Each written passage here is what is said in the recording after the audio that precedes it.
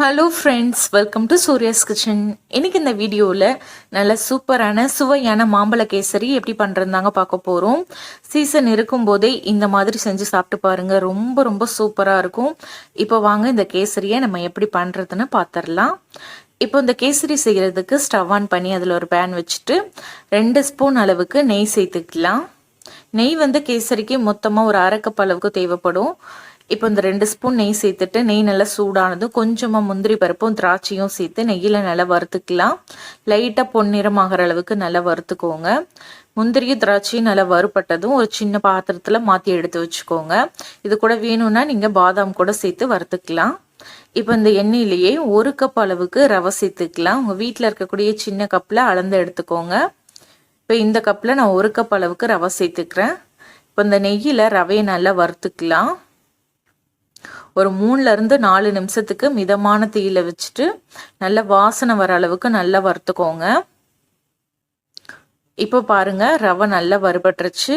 இப்போ இது ஒரு பிளேட்டுக்கு மாற்றி எடுத்து வச்சுட்டு இப்போ அந்த பேனில் நம்ம ரவை எடுத்த அதே கப்பில் 2.5 கப் அளவுக்கு தண்ணி சேர்த்துக்கோங்க. கூட 1/2 கப் அளவுக்கு காய்ச்சி ஆற வச்ச பால் சேர்த்துக்கோங்க. இப்போ இந்த தண்ணி நல்லா கொதிச்சு வரும்போது இது கூட நம்ம வறுத்து வச்சிருக்க ரவையை உள்ள சேர்த்துருங்க. சேர்த்துட்டு இது நல்லா வந்து நம்ம கிளறி விட்டுக்கலாம். கட்டி விழுகாத மாதிரி நல்லா கிளறி விட்டுக்கோங்க. இப்போ நல்லா கலந்து விட்டதுக்கு அப்புறமா ஒரு மூடி போட்டு மூடிட்டு ஒரு சிம்மில் 3 நிமிஷம் இது நல்லா வந்து வேக வச்சிருங்க. சிம்மில் 3 நிமிஷம் இருந்ததுக்கு அப்புறமா இப்போ இது கூட நம்ம ஒரு 2 ஸ்பூன் அளவுக்கு நெய் சேர்த்துக்கலாம். ஏன்னா ரவை வெந்ததுக்கு அப்புறமா பார்த்தீங்கன்னா கட்டி தட்டிடும். ஸோ கட்டி தட்டாமல் இருக்கிறதுக்கு 2 ஸ்பூன் அளவுக்கு நெய் சேர்த்துக்கோங்க. நெய் சேர்த்து கிளறும் போது கட்டி விழுகாமல் இருக்கும். இப்போ அதை நல்லா கலந்து விட்டுட்டு இப்போ இது கூட இதுக்கு தேவையான அளவுக்கு சர்க்கரை சேர்த்துக்கலாம். இப்போ நல்லா கிளறி விட்டாச்சு. இப்போ இது கூட நம்ம ரவை எடுத்த அதே கப்பால் 1 கப் அளவுக்கு சர்க்கரை சேர்த்துக்கலாம். 1 கப் அளவுக்கு ரவைக்கு 1 கப் அளவுக்கு சர்க்கரை சரியாக இருக்கும்.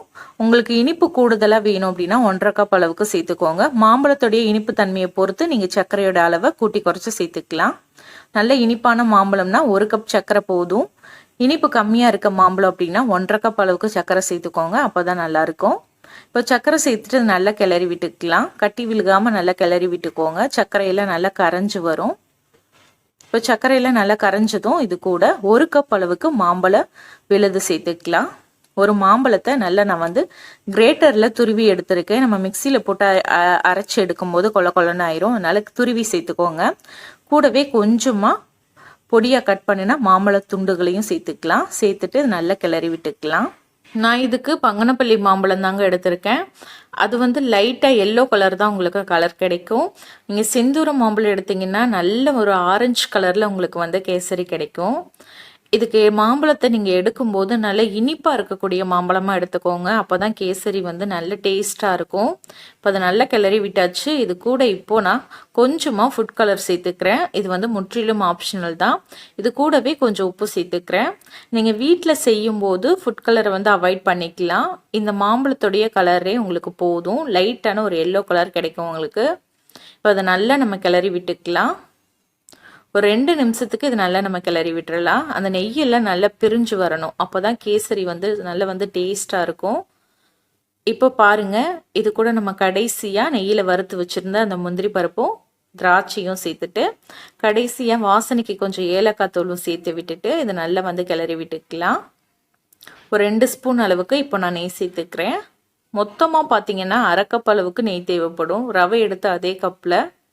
ஸோ இதை நல்லா கிளறி விட்டுட்டோம்னா சூப்பரான நல்ல சுவையான கேசரி வந்து ரெடி ஆயிரும். பாருங்கள், அந்த ஓரத்தில் நெய்யெல்லாம் நல்லா பிரிஞ்சு வர ஆரம்பிச்சிருக்கு. இது உங்களுக்கு டைம் ஆச்சுன்னா நல்லா திக்காயிருங்க. இப்போ சூடாக இருக்கனால இந்த கன்சிஸ்டன்சியில் இருக்குது. நல்லா டைம் ஆச்சுன்னா உங்களுக்கு நல்லா கெட்டி ஆயிரும். ஸோ இது கன்சிஸ்டன்சியிலே ஸ்டவ் ஆஃப் பண்ணிவிட்டு நீங்கள் சர்வ் பண்ணலாம். பாருங்கள் எவ்வளோ சூப்பராக அப்படியே மலன்னு இருக்குன்னு. ஸோ இந்த மாதிரி கிளறி எடுத்தால் தான் கேசரி ரொம்ப டேஸ்ட்டாக இருக்கும். ஸோ இதே மாதிரி கண்டிப்பாக நீங்களும் ட்ரை பண்ணி பாருங்கள். ட்ரை பண்ணி பார்த்துட்டு எப்படி வந்ததுன்னு மறக்காமல் கமெண்ட்டில் சொல்லுங்கள். இந்த கேசரி ரெசிபி உங்களுக்கு பிடிச்சிருந்தா லைக் பண்ணி ஷேர் பண்ணுங்கள். சப்ஸ்கிரைப் பண்ணலைன்னா மறக்காமல் சூர்யாஸ் கிச்சனை சப்ஸ்கிரைப் பண்ணிக்கோங்க. தேங்க்யூ.